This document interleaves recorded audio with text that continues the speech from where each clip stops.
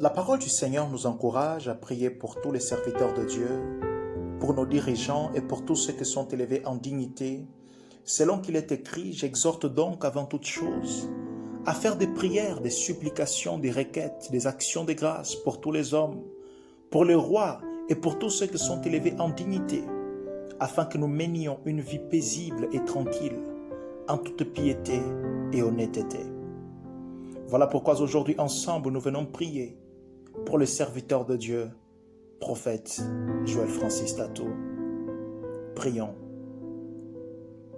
Excellent Père de grâce, devant ton trône de grâce, nous nous prosternons, afin qu'encore une fois nous puissions trouver grâce devant ta face.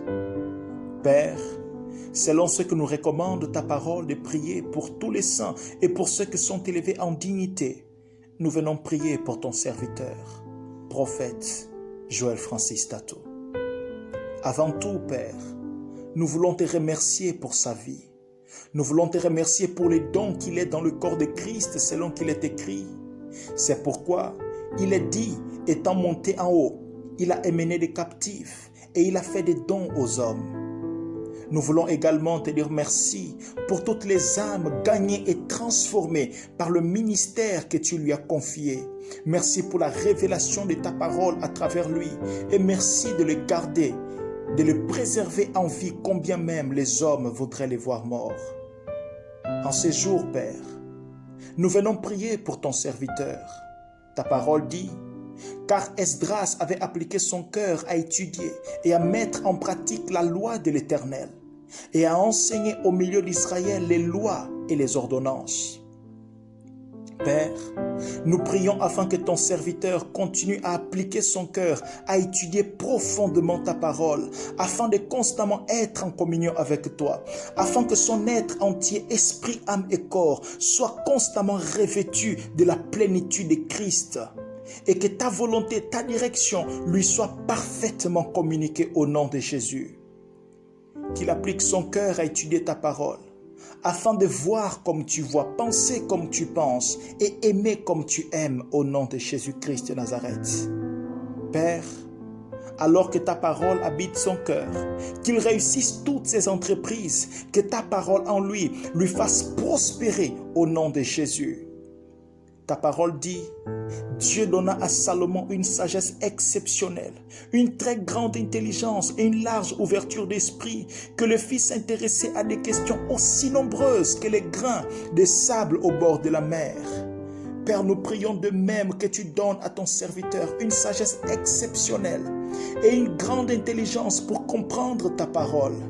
Que tu lui donnes aussi une large ouverture d'esprit afin de s'intéresser à plusieurs sujets concernant ta parole au nom de Jésus-Christ de Nazareth.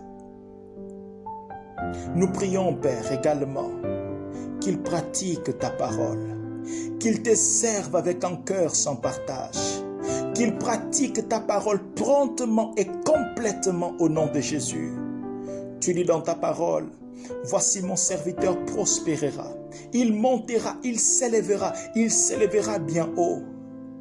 Parce qu'il est ton serviteur et que nous prions qu'il s'applique à mettre en pratique ta parole, Père, qu'il soit prospère, qu'il monte, qu'il s'élève et qu'il s'élève bien haut au nom de Jésus-Christ de Nazareth. Et nous prions aussi qu'il continue à enseigner ta parole, que l'occasion soit favorable ou pas, afin de révéler au monde les mystères longtemps cachés, mais aujourd'hui révélés à tes saints serviteurs, les apôtres et les prophètes, à savoir Christ. Que par la prédication et l'enseignement de ta parole à travers ton serviteur, que les âmes se convertissent, que les vies changent, que les malades soient guéris, que les miracles s'opèrent et que tu sois à jamais glorifié au nom de Jésus. Père, ta parole dit, qui enseigne avec sagesse rend le savoir attrayant, mais la bouche des sots se répand que des sottises.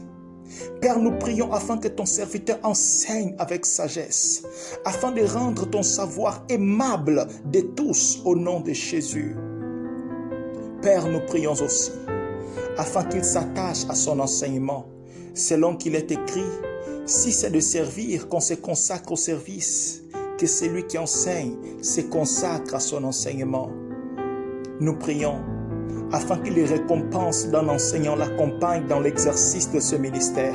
Oui, les Écritures disent, ceux qui auront été intelligents brilleront comme la splendeur du ciel, et ceux qui auront enseigné la justice à la multitude brilleront comme les étoiles à toujours et à perpétuité.